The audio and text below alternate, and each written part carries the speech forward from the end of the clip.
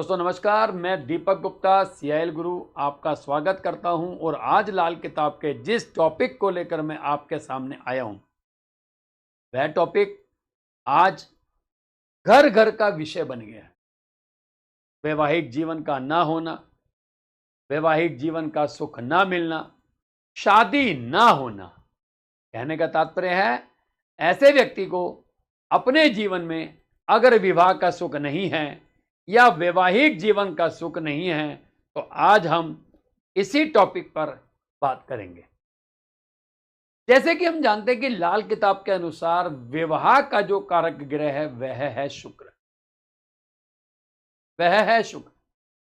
अगर आपकी कुंडली में शुक्र ऐसे ग्रह के साथ बैठा है जो कि शुक्र का शत्रु है, जैसे शुक्र सूर्य के साथ बैठा हो, शुक्र चंद्र के साथ बैठा हो, शुक्र राहु के साथ बैठा हो, शुक्र बृहस्पति के साथ बैठा हो या इनकी दृष्टि में हो।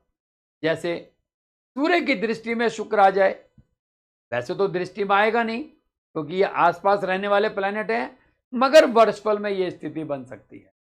तो एक एग्जाम्पल के साथ समझने की कोशिश करते हैं कि सूर्य के साथ अगर शुक्र है तो कहता है सूर्य और शुक्र दोनों, सूर्य और शुक्र की आयु में सूर्य और शुक्र से संबंधित कार्य नहीं करना है। जैसे सूर्य की उम्र लाल किताब में होती है 22 से 24 और शुक्र की उम्र होती है लाल किताब में 25 से 28।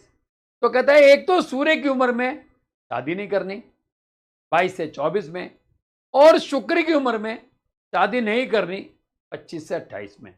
और इन्हीं दोनों एज के अंदर इस व्यक्ति को अगर सरकारी काम कर रहा है या किसी मल्टीनेशनल कंपनी में काम कर रहा है तो भी इस व्यक्ति को जॉब में परेशानी आएगी। इसी प्रकार से अगर मैं दूसरे प्लैनेट की बात करूं तो शुक्र के साथ अगर किसी का मान लो बृहस्पति बैठ जाता है तो बृहस्पति की उम्र है 16 से 22 और शुक्र की उम्र है 25 से 28। तो इस व्यक्ति को 16 से 22 साल की उम्र में शादी नहीं करनी और 25 से 28 साल की उम्र में शादी नहीं करनी। और अगर कहीं इस व्यक्ति को बृहस्पति की दशा मिल जाए या शुक्र की दशा मिल जाए तो उस पीरियड में इसके वैवाहिक जीवन पर बुरा प्रभाव पड़ता है।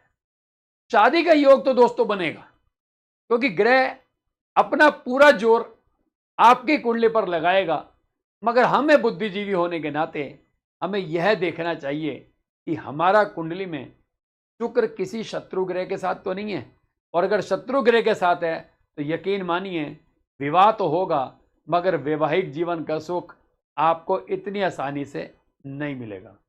ये कॉम्बिनेशन है, किसी की शादी नहीं होती है और किसी की शादी होती है। एक और बात बताऊं, सूर्य शुक्र अगर आपकी कुंडली में इकट्ठा है या सूर्य बुध शुक्र आपकी कुंडली में इकट्ठा है तो आपकी मैरिज सही महीने में 38.5 साल की उम्र के बाद अगर आपकी शादी होती है तो वह शादी सफल होगी। ठीक है, गृहस्थी जलेगी मगर फिर भी चलेगी, मगर शादी का पूरा योग आपकी कुंडली में अवश्य बनेगा। मिलेंगे दोस्तों ऐसी बहुत सी छोटी छोटी जानकारी के साथ, तब तक स्वस्थ रहें, मस्त रहें। मिलते हैं, धन्यवाद।